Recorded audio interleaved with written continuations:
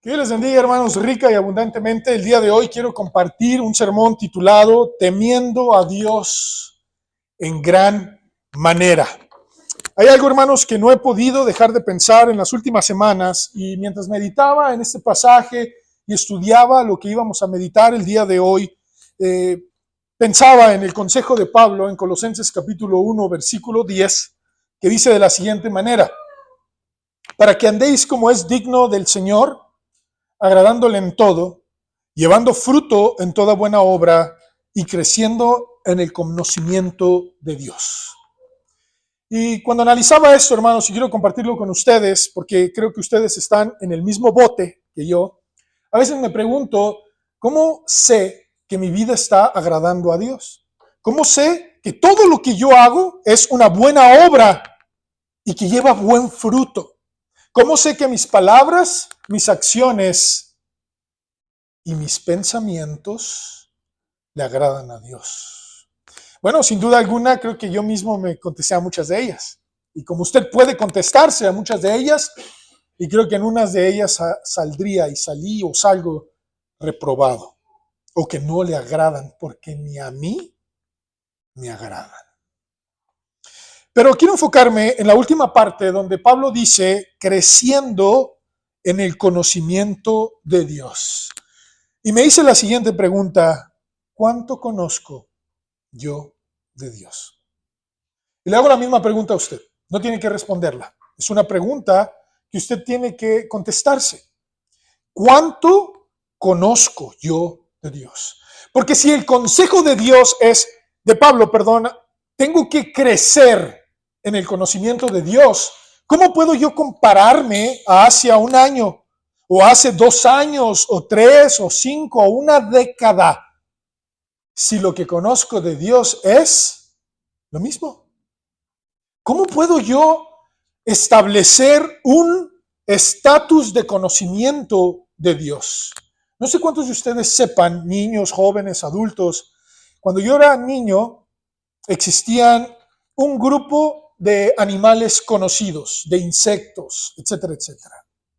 Han pasado varios años y la lista se ha duplicado. ¿Cuánto conocemos de la naturaleza?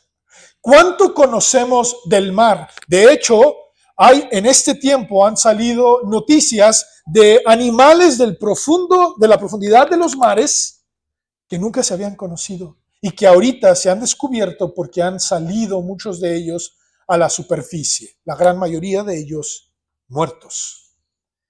Tengo décadas quizás conociendo de Dios en el Evangelio, quizás predicando, memorizando pasajes de la Biblia, pero si me hago la pregunta, ¿cuánto conozco a Dios? Creo que muy poco, hermanos. Ahora, esto no es para desanimarnos, al contrario, deberíamos de enfocarnos a decir, bueno, si conozco poco y el consejo es crecer en el conocimiento de Dios, es buscar crecer. Y yo te quiero invitar el día de hoy que te hagas la misma pregunta. ¿Cuánto conoces de Dios? ¿Qué tanto te importa? Porque a veces nos quedamos y nos limitamos a decir, bueno, Dios quiere que tenga fe. ¿Pero alguna vez te has preguntado cuál es el límite que Dios quiere para tu fe? ¿O alguna vez te has preguntado qué es lo que quiere de que le hables a otras personas? Voy a ser honesto con ustedes. Lo vasto del planeta Tierra, la inmensidad de sus montañas, sus mares, sus ríos, los animales, insectos, etcétera, etcétera, es solo una pequeña muestra del conocimiento tan limitado que tenemos de Dios. Dios muchas veces lo queremos encapsular a esto. Dios es así. Dios nada más actúa así. Dios nada más hace esto. Y es verdad. Hay ciertas cosas que Dios dijo en su palabra, porque su palabra nos presenta la persona de Dios, su pensamiento. Pero sin duda, hermanos, hay mucho más detrás de eso que Dios nos quiere mostrar. En Jeremías 33, cuando usted lo lea, el pueblo de Israel estaba bajo la conquista de un pueblo que lo estaba sitiando. Estaba bajo el sitio. Así comienza Jeremías 33. Estaban alrededor de ellos. ¿Y sabe qué le dijo Dios? Nosotros vamos aquí a estar muertos, no sabemos cómo vamos a escapar, nos están privando de comida, nos están privando de alimento. Y Dios les dijo, mira Jeremías, clama a mí y te voy a responder.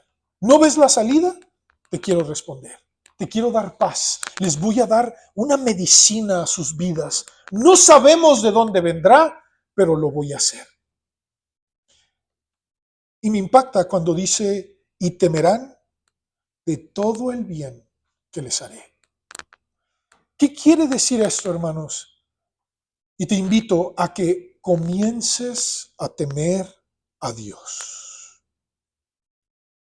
Conociendo a alguien que es infinito, nuestro conocimiento, hermanos, es muy limitado. No tenemos conocimiento total del mundo espiritual, hermanos. No tenemos conocimiento de lo que hay en el cielo. No tenemos conocimiento de lo que existe en el universo, mucho menos en donde habita Dios.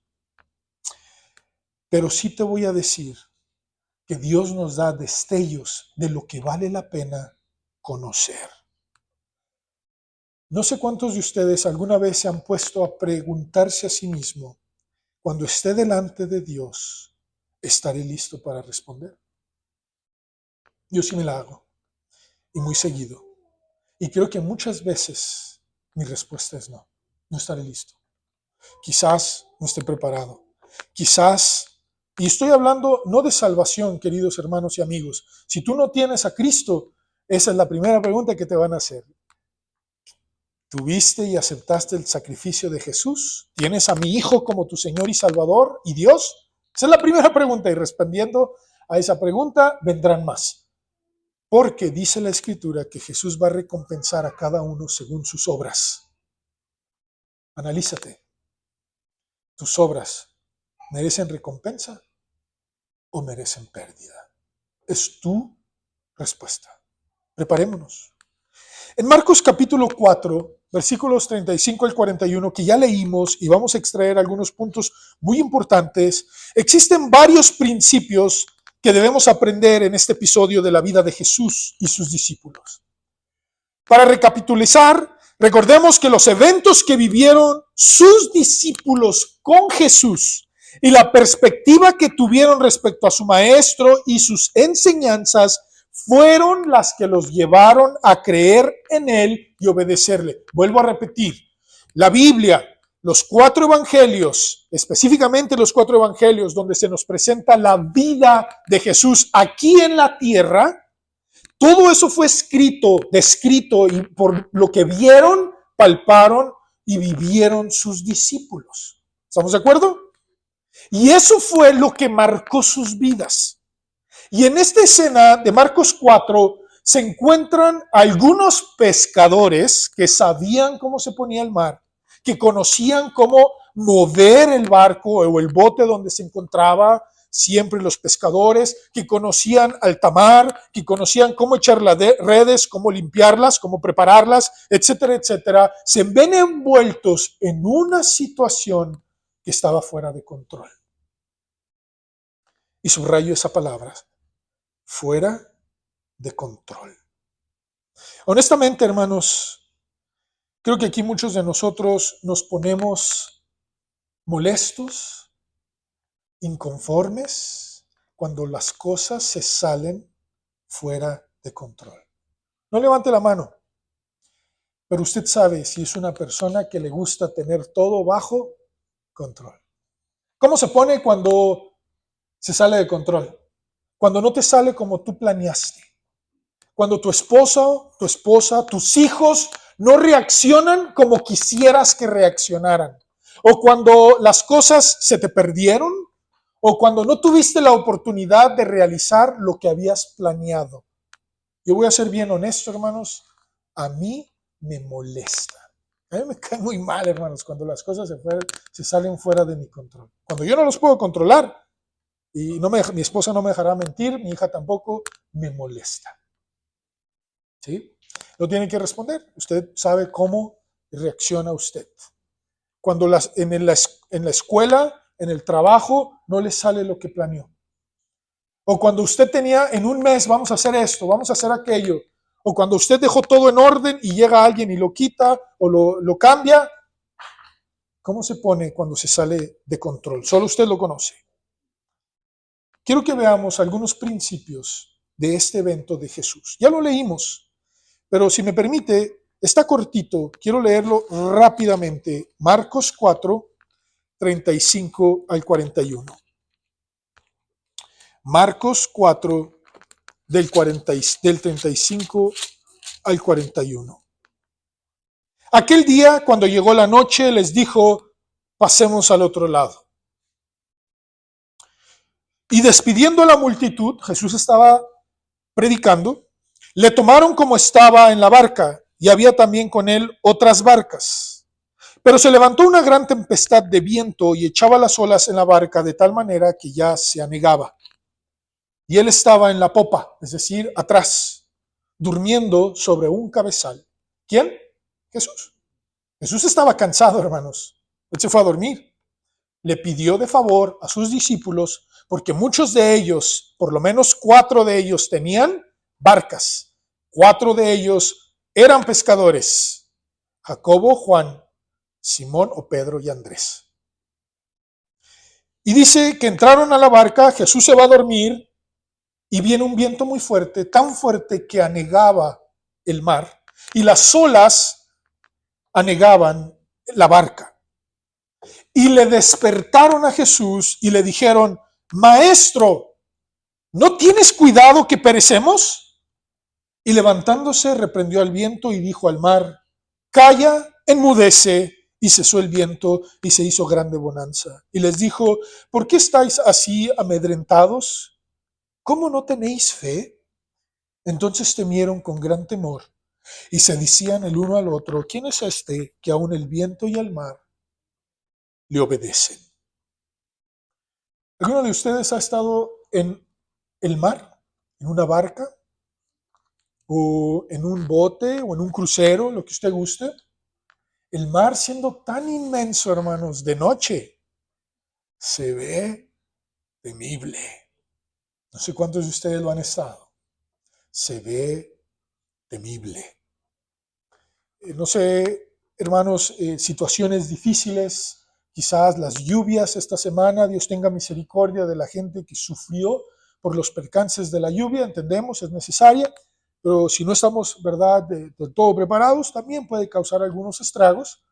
Y hay gente que padeció y sufrió por esto. No sé cuántos de ustedes han estado en medio de un carro que es movido por las aguas. No es agradable, hermanos. O cuando se te mata en medio. Les estoy contando algo. No es agradable. En primer lugar, quiero que veamos que el estar con Jesús no evitará las tormentas. Pero si sabemos navegar con su ayuda, confiando a Él aumentará tu fe y tu temor en Dios. Quiero que leamos Job 28:28. Job 28:28. Dios le dice a Job dijo al hombre, ¿quieres saber qué es la sabiduría? ¿Quieres saber qué es inteligencia ante los ojos de Dios? Dijo al hombre, he aquí que el temor del Señor es la sabiduría y el apartarse del mal, la inteligencia. Hermanos, ¿quiénes de ustedes creerían que el mar nunca iba a causar este problema estando Jesús en la barca? Todos los días ustedes y yo tenemos que partir a nuestros trabajos, visitar a los hijos, a los nietos, realizar tareas. Pero cuando llegan las tormentas, nos desquicia, nos saca de lugar. Cuando te dicen, es la enfermedad, es este problema, es esta necesidad, es esto, es aquello, es más allá. Todas estas circunstancias que llegan a tu vida dañan tu fe, te amedrentan, no sabes qué hacer. Quiero que vean, hermanos, que lo primero que hicieron sus discípulos en este momento fue despertar a Jesús. Jesús tenía paz, él estaba descansando, él estaba cansado. Y los discípulos, hermanos, hacen algo que a mí me impacta mucho porque nosotros no somos diferentes a ellos. Indirectamente culparon a Jesús. ¿Lo vieron? ¿Alguna vez has culpado a Jesús o a Dios de lo que te está pasando? ¿Por qué se llevó a mi hijo? ¿Por qué se llevó a mi hija? ¿Por qué permite esta enfermedad? ¿Por qué permite este dolor en mi vida? ¿Por qué permite que mi papá, mi mamá, mis hijos, por qué me pasa esto? ¿Por qué estoy en esta situación? Y tendemos a culpar, hermanos, a Dios directa o indirectamente. A otros. Es fácil, ¿verdad? Presionar a los demás. Es fácil apuntar por culpa de mis papás, por culpa de mis hijos, por culpa de mis abuelos, por culpa de mi trabajo, de mis jefes, de la iglesia. Estoy así. Yo lo he hecho. Yo he culpado a muchos. Hasta Dios ha llegado el echarle la culpa. ¿Lo ha hecho usted? ¿Sí? No somos diferentes a sus discípulos, hermanos. Pero fue este evento el que marcó que sus discípulos comenzaran a tener temor. Fue este momento cuando se encontraron que sus vidas estaban a punto de morir, porque así dijeron sus discípulos. Se dieron cuenta, hermanos, 4 de ellos eran pescadores, sabían cuando el mar se ponía fuerte, cuando era difícil, cuando la barca se movía, y sus discípulos, estoy casi seguro, porque me gusta a mí imaginar, que 4 de ellos, los que conocían, cayó sobre ellos la carga. ¿Por qué? Porque ellos sabían cómo navegar siendo pescadores en estas circunstancias. No era la primera vez. No era la primera vez. Pero me impacta, hermanos, porque quizás fue algo diferente. Quizás fue más grave o nunca habían estado en una situación a este nivel. Y fue este nivel lo que los llevó a temer a Dios. Lo que estoy tratando de decirte es que muchas veces esas tormentas te van a llevar al nivel que Dios quiere que lo temas. ¿Me van siguiendo? Quizás la enfermedad, quizás la pérdida de trabajo, de un ser querido, son en esos momentos cuando tendrás la oportunidad de temer a Dios en gran manera. En Eclesiastés 7:29, hermanos, Eclesiastés 7:29, dice, he aquí solamente esto he hallado, dice Salomón, que Dios hizo al hombre recto, pero ellos, el ser humano, Dios lo hizo recto, pero el ser humano, ¿qué hace? Ha buscado muchas perversiones. ¿Qué es una perversión? Es algo torcido, algo que se sale del lugar, algo que se utiliza con un propósito con el cual no fue diseñado. ¿Me explico? Y de eso hablamos en el sexo, en el cuidado del cuerpo, las drogas, etcétera, etcétera. Cuando existen perversiones, viene el daño. ¿Y qué hace el hombre? Proverbios 19:3. Proverbios 19:3 dice, la insensatez del hombre, ¿qué hace, hermanos? Tuerce su camino y luego contra Jehová, ¿qué dice ahí? Se irrita su corazón. No sé cuántos de ustedes ahorita sienten que Dios es el culpable de sus problemas. No tienes que levantar la mano, pero yo quiero decirte algo muy importante. Él no es el culpable de tus problemas. Él es la única solución a ellos. Vuelvo a mencionar. Él no es el causante de tus problemas, pero Dios, Jesús, sí es la única solución a tus tormentas o a tus problemas. Quiero dirigirme ahora a los creyentes, porque este principio va a los que ya creen en Jesús. Sus discípulos, hermanos, ya habían experimentado otros eventos con dificultad. Jesús espera que reaccionemos con fe en medio de las cosas que no podemos controlar. Y voy a ser honesto, creo que muchos de nosotros saldríamos reprobados. Tú no puedes controlar tu matrimonio. Puedes bendecirlo, puede ser de ayuda, puede ser de gran bendición, pero no puedes controlar tu matrimonio. Tú no puedes controlar tu genética. Puedes ayudarle, puedes mejorarla, pero no la puedes controlar. ¿Me van siguiendo? Tú no puedes controlar tu trabajo, ni tus clientes, ni tus fuerzas. Puedes ayudarles, claro.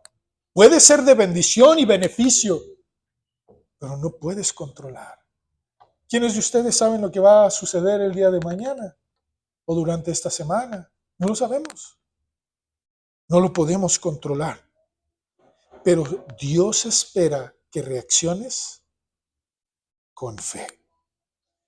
El Salmo 68:35 dice lo siguiente, Salmo 68:35, temible eres, oh Dios, desde tus santuarios. Temible eres, oh Dios, desde tus santuarios. Esta semana, hermanos, tuvimos, y esta semana también se pronostica grandes tormentas y truenos. ¿Sí escucharon? Que va a haber lluvia y los truenos. No lo traigo aquí, hermanos, pero yo me acuerdo, dice la Biblia, que cuando Dios habla parece como un trueno. A veces los truenos no son tan agradables a los oídos. ¿Verdad que no? No lo son, hermanos. A veces hasta nos estremece. Temible es Dios. Más temible que el mar. Más temible que los truenos. Más temible que cualquier enfermedad. Más temible que cualquier problema es Dios. Y es fácil decirlo, pero ¿sabes qué espera Dios? Que lo creas, que estés convencido y que lo vivas. Y dice, termina, el Dios de Israel, Él da fuerza y vigor a su pueblo. Bendito sea Dios. Deuteronomio 7:21 dice, no desmayes ante los pueblos enemigos, porque Dios le dice a su pueblo, a la segunda generación, les dice, no temas. Ellos son 7 naciones más poderosas que tú. Ellos tienen mejor poder, tienen mejor ejército, tienen más poder, tienen más conocimiento de la guerra, son más poderosas que tú, le dice Dios a su pueblo. Pero no desmayes delante de ellos, porque Jehová tu Dios está en medio de ti, Dios grande y temible. ¿Qué es lo que espera Dios, queridos hermanos, en tu problema, en tu dificultad? Que temas a Dios, que tengas la capacidad de tener fe en Dios. Hermanos, cuando Jesús se despierta, lo primero que hace es dar una orden al mar. Bueno, algunos comentaristas creen que no era directamente al mar, sino a algo que producía esas olas. Fue el viento, lo entendemos. Pero algunos comentaristas creen que era algo que Dios había permitido que Satanás tuviera el poder y la autoridad por la manera en que se expresa, no hacia un ser inerte o que no tiene vida como el mar, porque el mar que lo mueve, hermanos, los vientos, las olas, sino que le habla a un ser vivo.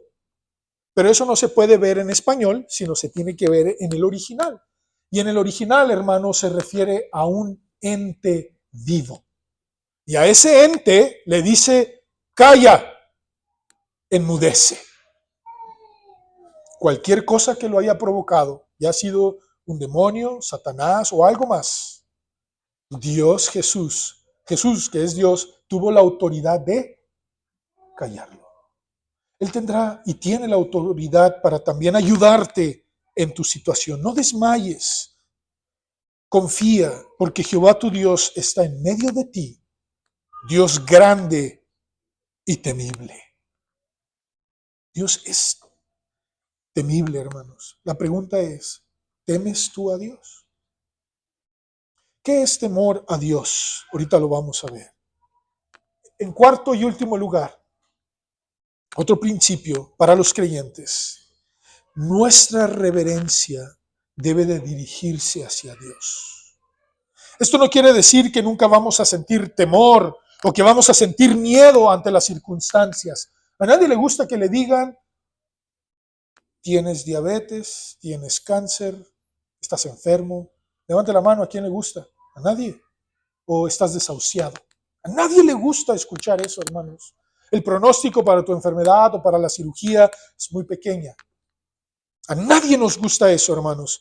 Pero Dios pide que se dirija su adoración hacia Él. Fíjate cuando le dice esto, versículo 40, después de haber apaciguado la tormenta, de haber callado la tormenta y de haber hecho grande bonanza, es decir, grande paz, quietud, ahora se dirige a alguien, a algunos. ¿A quiénes se dirige, hermanos?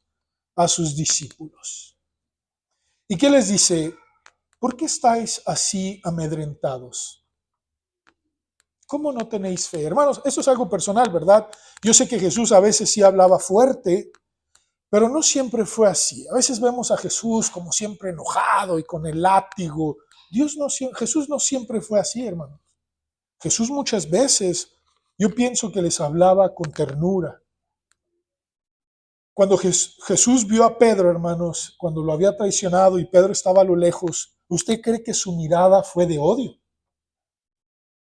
¿O fue de, me las vas a pagar, Pedro? ¿O te lo dije, Pedro? No. Dice que Pedro, al ver a Jesús, su vista fue directa a Pedro, que le entró tanto dolor que se fue a llorar. ¿Me explico, hermanos? Jesús no siempre estaba enojado, hermanos. Jesús era bueno, misericordioso.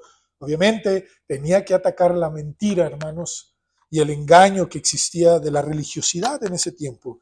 Pero yo me imagino a Jesús diciéndoles así: ¿por qué estáis así amedrentados? Miren, yo estoy aquí en la barca, yo puedo hacer esto y mucho más. Pero ¿cómo no tenéis fe? ¿Por qué no tenéis fe? Es lo mismo que nos pregunta a nosotros: ¿por qué no tienes fe en Jesús? Yo te pregunto a ti, en esta mañana, parte de la tarde, ¿por qué no tienes fe en Jesús? ¿Por qué vives como tú quieres? Tanta gente que me dice, pues yo voy al templo, de vez en cuando lo hago. ¿O para qué ir al templo? Yo me quedo en la casa, sabiendo que Dios pide que te congregues, que le adores, que le busques. Y la misma pregunta que te hace el día de hoy: ¿cómo no tenéis fe? ¿Saben qué está diciendo Jesús, hermanos? Él está diciendo que la fe es capaz de pasar cualquier tormenta. ¿Sí se fijó? Vamos a verlo al revés. Si tuvieras fe, aunque haya tormenta, no te amedrentarás. ¿Se fijaron? Eso Dios nos está diciendo. Y vean el resultado. Entonces dice, entonces temieron con gran temor y se decían el uno al otro. No temieron a lo que hizo Jesús. ¿A quién temieron, hermanos? Al que hizo el poder, o quien tuvo el poder de detener eso. ¿Quién es este que aún el viento y el mar le obedecen? El creador del universo, hermanos, te está preguntando hoy: ¿cómo no tenéis fe en mí? Jesús te invita a tener fe en Él.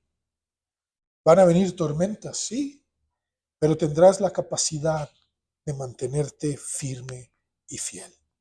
Y podrás acudir a Jesús de la manera correcta y no echarle la culpa, como lo hemos hecho, sino de decirle: Señor, tengo miedo.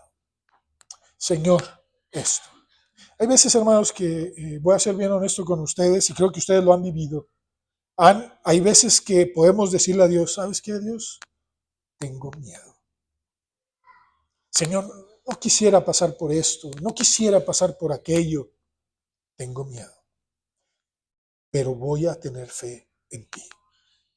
Esa es una invitación que Dios nos hace. Teme a Dios en gran manera. Dice Deuteronomio 28:58, si no cuidares de poner por obra todas las palabras de esta ley que están escritas en este libro, temiendo este nombre glorioso y temible, Jehová tu Dios, entonces vendrán cosas difíciles.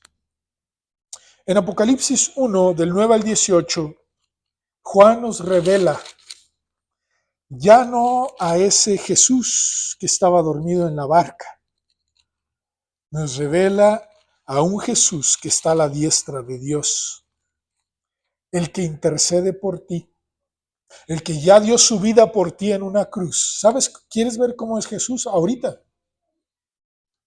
Recordemos que Juan solamente hace una similitud de lo que hay en esta tierra.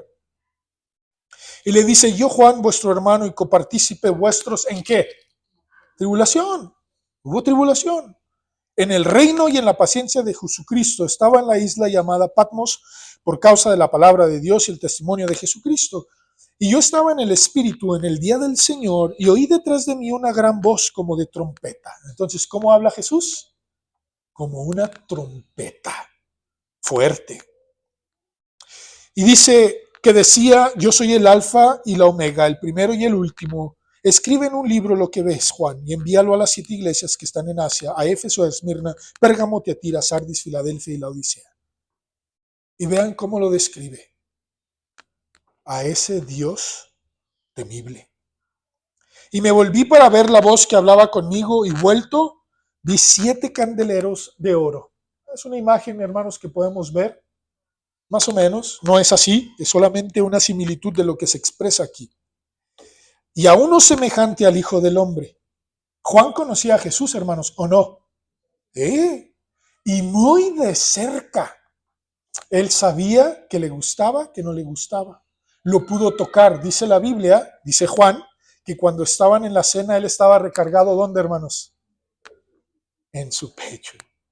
O sea, Juan lo conoció en persona. Y vean cómo lo ve ahora.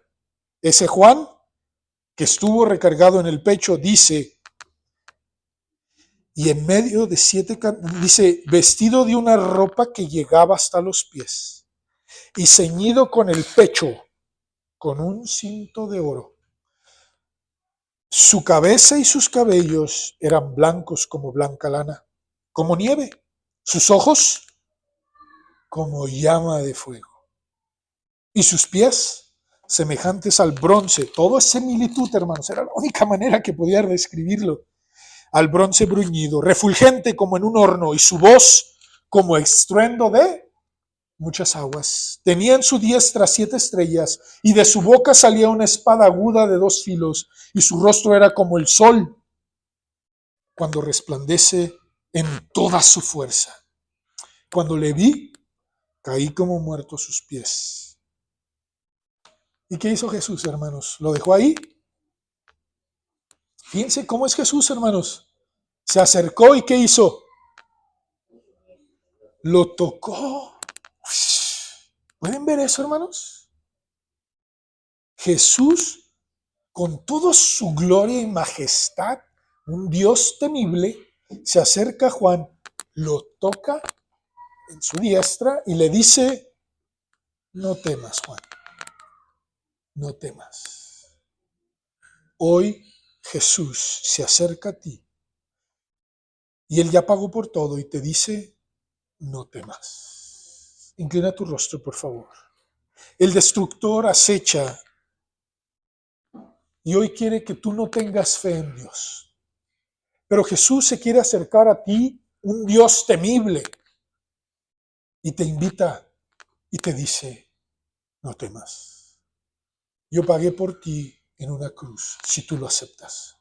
Yo puedo estar contigo y vivir tu vida como si fuera una barca en el mar, que vendrán tormentas, pero si yo estoy ahí y tienes fe en mí, tendrás paz. tendrás ánimo y seré capaz de darte paz. Seré capaz, disculpe, de tener paz en medio de la tormenta. Hay alguien aquí que le quiera decir a Jesús, por favor, yo creo, sálvame, perdona mis pecados. Y caes ante sus pies hoy. Él te invita a entregarle tu vida a Jesús. Hay alguien aquí. Jesús está aquí y está hablando a tu mente y a tu corazón y te está diciendo, el Espíritu Santo te quiere convencer de que el pecado te ha separado de Dios y que hoy puedes venir a Él. Hay alguien aquí, levanta tu mano, por favor, Dios te bendiga. Alguien más, alguien que quiera entregarle su vida a Jesús. Puedes bajar tu mano, alguien más, Dios te bendiga. ¿Quién más? Entrégale tu vida a Cristo, Dios te bendiga. Dios es un Dios temible y te dice, no temas. Lo único que tienes que temer en esta vida es a Dios. Es lo único que puedes, en el cual, debes de realmente temer. ¿Sabes por qué? Porque Él o te dará entrada a su reino o por tu decisión te apartará de Él eternamente. Por su autoridad, pero por tu decisión. Otra vez, por tu decisión y por su autoridad te separará. Y los que son creyentes, hermanos y amigos, hoy te invito, teme a Dios en gran manera. Teme a Dios en gran manera. Ya deja de culparlo. Ya deja de ser aquel que le echa en cara. Ahora sea aquel que se pregunta, ¿quién es este? Y tengan la respuesta, es mi Dios y lo temo y le tengo fe. En el nombre de Jesús. Amén.